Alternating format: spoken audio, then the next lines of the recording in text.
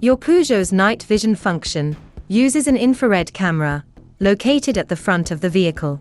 It identifies the presence of pedestrians and animals and warns if there is a risk of collision.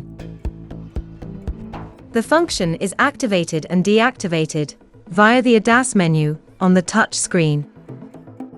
To take advantage of the permanent display of the infrared camera image in the handset, select Night Vision mode by pressing this button.